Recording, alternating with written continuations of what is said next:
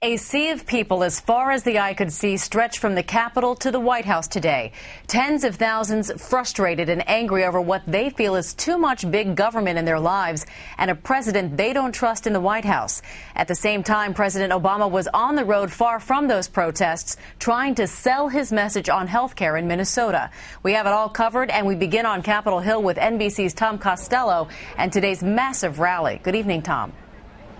Hi, Amy. Good evening to you. Park police estimate the crowd at tens of thousands. Our own people think hundreds of thousands of people were here to have a voice or to express their voice to Capitol Hill. So many people, D.C. police had to close down Pennsylvania Avenue for a time to accommodate everybody making their way to the National Mall.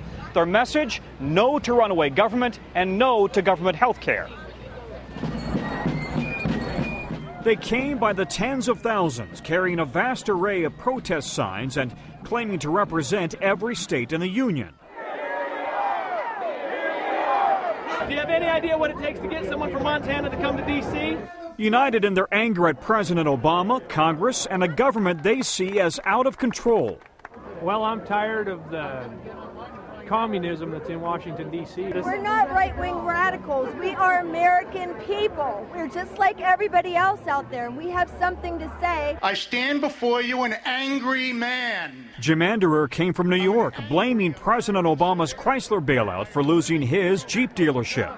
Island Jeep was seized from me, stolen from me, with no compensation whatsoever. Mark Catalano came from New Hampshire. Healthcare's broken. I'm an employer. I can't provide it to my employees. It's broken. It needs to be fixed. Fix it. Don't screw it up any more than it is.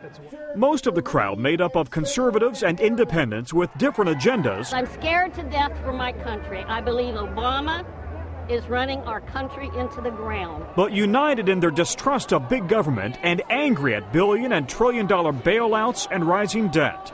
They're spending too much money we don't have. They're going to put future generations into debt they'll never get out of. We, the people, have had enough! This rally, organized by a collection of conservative and libertarian groups. Too much power, too little freedom. It is time to restore constitutional government. Almost all echoing a common theme. We must stop this government takeover of health care. And coming after a summer of heated town hall meetings and Congressman Joe Wilson's outburst at President Obama during Wednesday's address to Congress.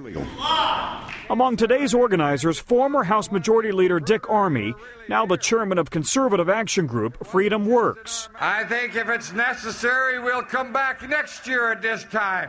A cross-section of America determined to be heard.